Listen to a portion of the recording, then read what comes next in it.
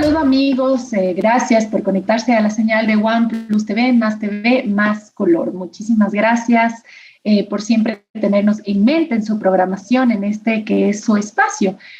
Hoy tenemos como invitado especial al doctor Ramiro García Falconi. Él es un experto, doctor en jurisprudencia, pero sobre todo en materia penal.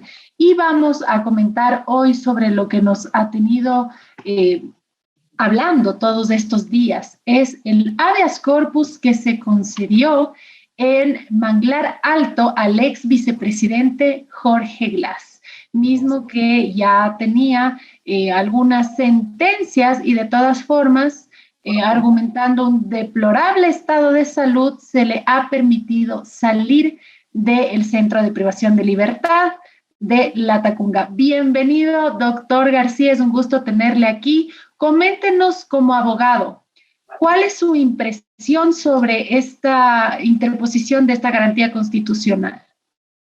Bueno, primero muchas gracias por la invitación, un saludo para todos los televidentes. Este es un habeas corpus que tiene una serie de problemas, por decirlo de alguna manera, tanto de forma como de fondo.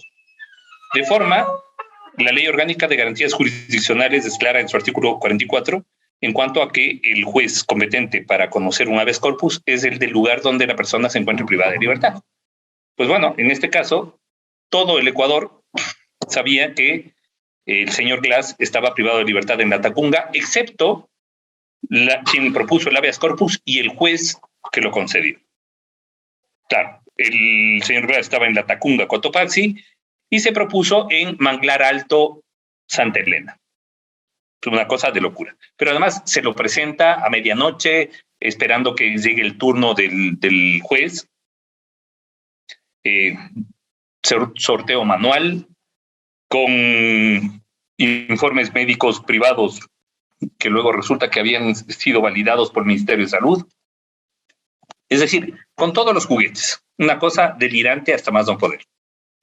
Y con interpretaciones totalmente desquiciadas sobre qué es el habeas corpus y cuál es el sentido del habeas corpus. ¿Que se puede presentar un habeas corpus respecto de una sentencia condenatoria? Sí, por supuesto.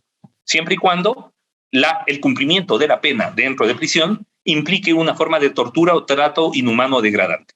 Lo que dijo el señor Glass es que estaba delirando un poco, que tenía problemas psicológicos, pero bueno, recordemos que antes de estar preso él ya veía una refinería en el Romo, ¿no? Entonces, parece que lo de los delirios no era un problema de prisionización, sino ya debido a otros factores. Así que todo esto, es decir, nos pone frente a un escenario de risa, que realmente sería de matarse de risa si no fuera porque a través de esto se está destrozando el sistema de administración de justicia penal. De aquí en adelante, cualquier persona, digamos, en el cantón Chuchufindi, provincia de Sucumbíos, podrá presentar un habeas corpus respecto de alguien que está en la cárcel de Tulcán. Una cosa de locos. Pero además, el juez acepta la competencia, asumiendo que no se conocía dónde estaba preso, pero comparece Jorge Glass desde Latacunga telemáticamente. Es decir, no sé dónde está usted privado de libertad, pero por favor, bienvenido desde Latacunga a esta audiencia. O sea, así de estúpida la cosa. Entonces, claro, esto es algo que no se sostiene, pero, ¿perdón? Y los representantes de gobierno que tenían que oponerse como el representante... No dijeron absolutamente nada, es que ese es el problema. No dicen nada. Y eso es lo que le pone en entredicho al gobierno. Realmente quien salió muy mal parado políticamente después de este tema termina siendo el gobierno y por supuesto el presidente de la República, que en condiciones normales no tendría nada que ver, porque él puede decir, como ha dicho, bueno, a ver, este es un tema de jueces que yo no me meto. El problema es que funcionarios del SNAI y del Ministerio de Gobierno que asisten a la audiencia, prácticamente, en términos de derecho civil, se allanaron a la demanda. En efecto, por ejemplo, ponen una apelación para la Corte Provincial de Santa Elena para que el tribunal decida si es que se ratifica en el fallo del juez Exactamente. Ya han presentado, está presentada. A ver, a mí me parece que lo que pasa es que en estos... Estuve de acuerdo. En estos casos que tienen una connotación doble, tanto jurídica como política, creo que el análisis tiene que ser igual en, digamos, multidisciplinar, ¿no? Entonces, en lo jurídico es una idiotez. En lo jurídico, presentar ante el juez de Manglar Alto una habeas corpus para sacarle a alguien de la tacunga es una estupidez. En lo político, se han cometido cosas estúpidas también de lado y lado. O sea, la primera cosa estúpida, que Glass sale en caravana y por poco haciendo campaña y como candidato. ¡Qué idiotas! ¿Cómo se les ocurre? Claro, levantaron el avispero, porque si a un tema tan burdo le añadimos un componente de prepotencia brutal, es decir, no solamente que conseguí la libertad a través de una decisión del juez de Manglar Alto, sino que además voy a salir en caravana y voy a llegar en caravana a un coliseo en Guayaquil a hacer un acto proselitista. ¿En qué cabeza? Con el hashtag Jorge es un héroe. Claro, resulta que Jorge es un héroe, todos levantando las manos, felices de la vida, exultantes, compartiendo en redes sociales. Perdón que lo diga, y yo sé que estamos en horario familiar, pero qué pendejos. O sea, ¿cómo se les ocurrió una cosa así? Cualquier asesor con mínimo conocimiento político les habría dicho, oigan, no hagan esto. Porque claro, van a generar una reacción ciudadana que a la final va a ser totalmente negativa. Claro, entonces el gobierno termina tirándose para atrás en este tema, exigiendo además la apelación por parte del SNAI, lo que tú dices. O sea, ¿cómo es posible que apelan de un tema en el cual prácticamente se allanaron y ahora están metidos de cabeza y por poco y diciendo, vea, le tenemos monitoreado hasta cuántas veces va al baño, no se preocupen que nosotros lo agarramos. Es decir, están a la espera solamente de que la Corte de Santa Elena revierta el fallo del juez de Manglar Alto, que vamos a ver si lo hace o no lo hace. Pero esto también puede ser un tongo. Esto puede ser un tongo para decir, sí, nosotros apelamos, pero tampoco intervenimos en la justicia y la justicia se ha ratificado. Visto lo visto, en este punto ya resulta muy difícil sostener la narrativa de la independencia judicial. Porque si bien, ok, perfecto, nadie dice que el gobierno meta las manos en la justicia, sin lugar a dudas, no, pero nos queda ese huequito en donde, ¿cómo así los funcionarios de gobierno no dijeron absolutamente nada? Claro, porque eso no es intervenir en la justicia. Intervenir en la justicia sería decirle al juez, intervenir en la justicia es presionar a los jueces, obligar a los jueces a hacer.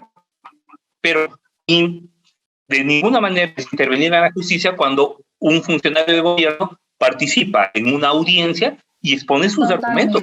El problema es que acá no expusieron ninguno, y eso lo deja muy mal parado. Es decir, este es un problema, ya no es un problema de Glass o no Glass, ni siquiera es un problema de si estamos generando un precedente salvaje en lo jurisprudencial a futuro. No, es un problema ya de gobernabilidad. Los derechos son para entonces, todos, y si es que él tuvo ese derecho, cualquier otra persona... Los 40,000 que están presos deberían tener el mismo derecho y deberían poder mañana a las puertas de las cárceles. Carlos Pareja Llanosselli, por ejemplo. Carlos Pareja Llanosselli, él es... Acaba de plantear bajo los mismos argumentos. Pero no le van a dar. Y no le van a dar. ¿Por qué? Porque él ofrece colaborar con información. Y la información que él tiene no solamente es información del gobierno del expresidente Rafael Correa, ahí está metido un montón de personas de distintas ideologías políticas, desde el Partido Social Cristiano hasta el correísmo, los lobistas, los intermediarios, y por eso no le van a dar, porque él va a querer colaborar con la justicia. Yo creo que inclusive al propio Glass se lo van a negar. Es decir, levantado el avispero, yo creo que muy difícilmente la Corte Provincial de Santa Elena va a ratificar lo resuelto por el juez de Manglar Alto. Entonces, yo creo que, claro, ahí el gobierno se va a ver abocado a la coyuntura de tener que buscarle a Glass y garantizarse que regrese a la tacunga. El correísmo no pase. que es posible que no pase. Ahora, el correísmo va a tener que explicar a sus bases cómo esto que se vio como un triunfo terminó siendo un fracaso. Y posiblemente sea el que más problemas políticos va a tener. Esos son los dos escenarios. O sea, aquí hay dos escenarios. El uno, que la Corte Provincial se ratifique y diga, no, bueno, se mantienen estas medidas y el señor sigue ahí libre. O dice, no, el señor tiene que regresar. Y se revoca. Y se revoca, ya. En cualquiera de las dos formas, sí queda mal el gobierno. Sí queda mal el gobierno porque es solamente como yo creía, sí se dieron cuenta y sí se enojaron. Es decir, que en un lado quedaría menos peor. El coste político ya lo tiene que asumir. Ahora, el problema es que el coste político de un escenario y del otro son diametralmente diferentes. Claro. El coste político de una ratificación o de una fuga va a ser enorme.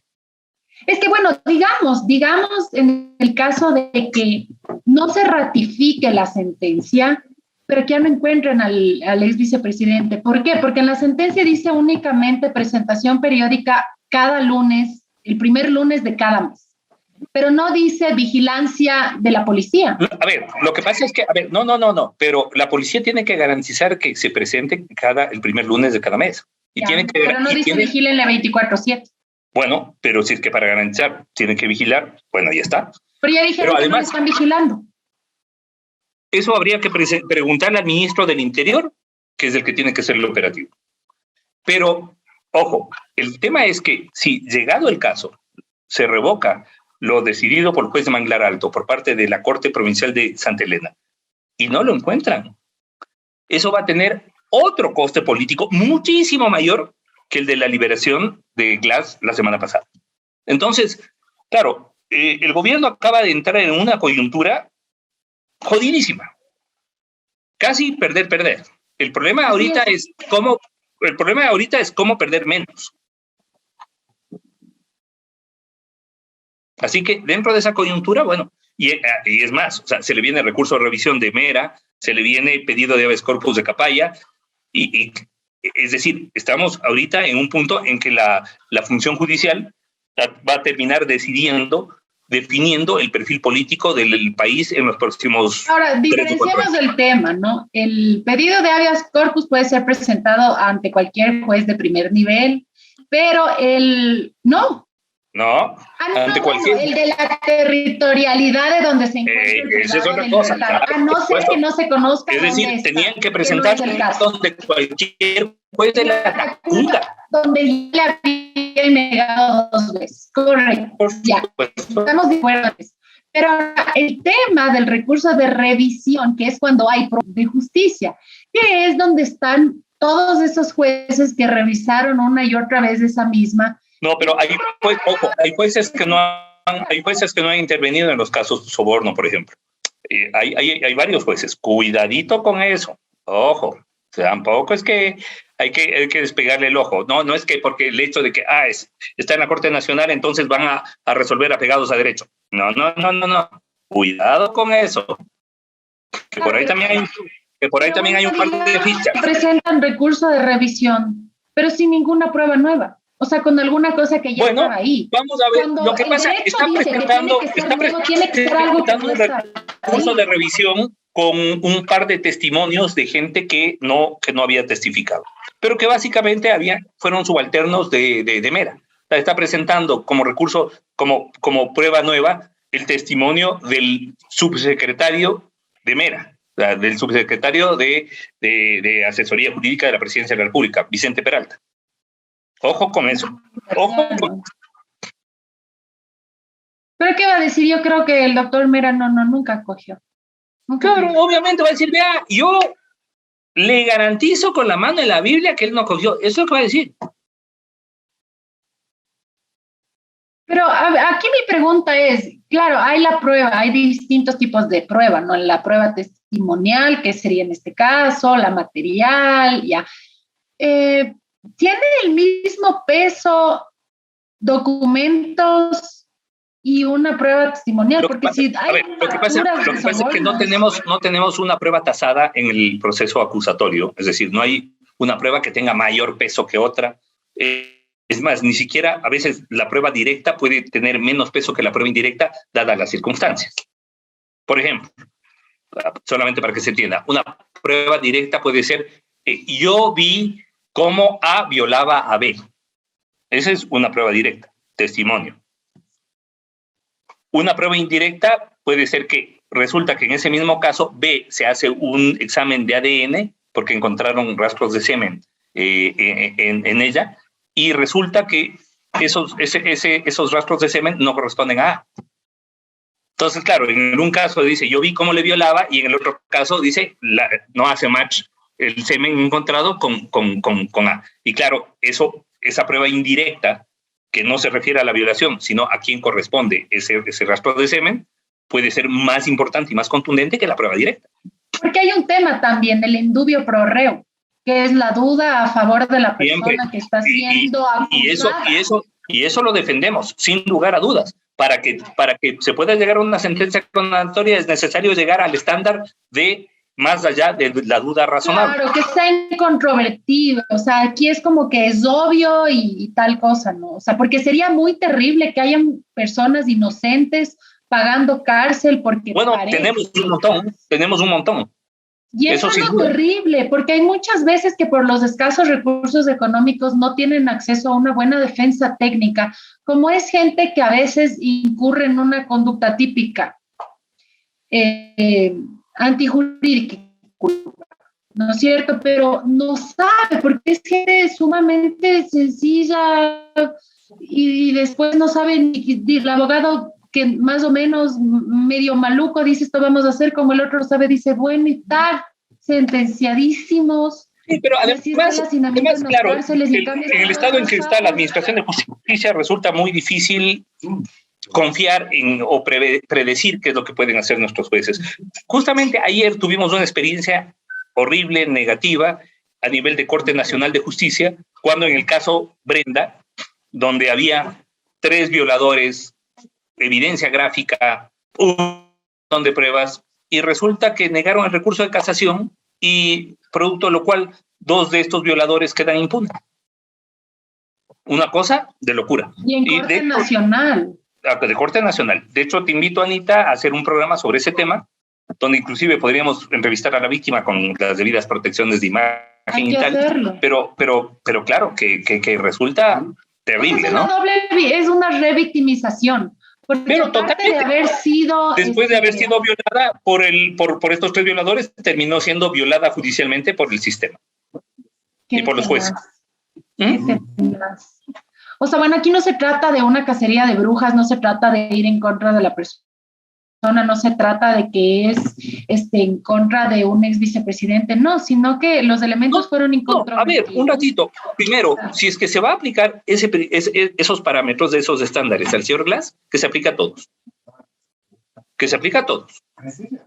Y luego, bueno, si vamos a entender la mera prisionización y afectación psicológica como tortura o trato inhumano, saquemos a los 40,000. Pero resulta que no hay tal. Por ejemplo, el presidente hizo un indulto donde personas que hayan incurrido en ciertos delitos ya tenían que, hasta ahora están presos, y se supone que tenía que actuarse de oficio. Es que ese es el otro problema. Hay gente que en la penitenciaría electoral murió con boletas de excarcelación en la mano. Fueron decapitados. Y resulta que, claro, acá lo que se tiene que explicar es cómo es posible que alguien que le sacaron una boleta de excarcelación casi a medianoche, resulta que al mediodía del domingo sale en caravana. Entonces, claro, nosotros, mira, entendemos los problemas de gobernabilidad y la necesidad de hacer pactos políticos para garantizar esa gobernabilidad. Lo que no se puede entender es que esos pactos conlleven impunidad en actos mega corruptos. Eso termina pasándole factura, no a los corruptos, sino a los que permiten la corrupción. Entonces yo creo que el gobierno pues tiene que dar un golpe de timón fuerte, no entrar en este tipo de aventuras que me parece que son de locura, totalmente suicidas. Eso es un harakiri, y bueno, reconducir un poco el barco, ¿no? Ahora, lo que pasa es que esto es una crónica de una muerte anunciada, y políticamente hablando. Y esto es un tema para que quienes aspiren llegar al poder o a la presidencia tienen que comprender que necesitan una asamblea para poder gobernar. Bueno, entonces, pero ¿cómo garantizamos eso? Candidatos, si tú pones como candidatos a personas que le conoce solamente el vecino, porque le quiere, es buena onda, porque ha militado full tiempo, puede pasar que llegues con un bloque sumamente pequeñito y que tengas una asamblea extorsionándote todo el tiempo. O sea, necesitamos yo creo personas sí, evidentemente que tengan posibilidades de llegar. Evidentemente uno de los problemas es el nivel de candidaturas que se ofrecen. Pero yo creo que hay otros problemas estructurales adicionales, ¿no? Por ejemplo, creo que teniendo en cuenta las condiciones políticas latinoamericanas y ecuatorianas en específico, la elección de asambleístas debería hacerse en una segunda vuelta. De manera que podamos garantizar que cualquiera de los dos que llegue en la segunda vuelta va a llegar con un bloque legislativo que le permita gobernar, porque de lo contrario es un problema de gobernabilidad.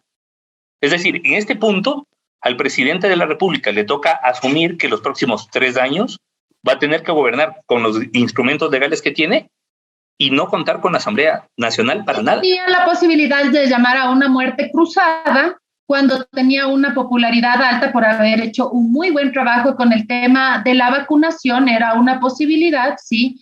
Claro, había un riesgo de que si no había una buena campaña o alguna cosa, tal vez no se vuelva a reelegir, pero nos librábamos de este cochambre de asamblea. Dios mío, yo no quiero generalizar, sé que hay unos cuantos que valen la pena, pero es que cuando creíamos que la anterior, ninguna podría decepcionarnos más que la pasada, esta se supera a diario, cada minuto, cada segundo.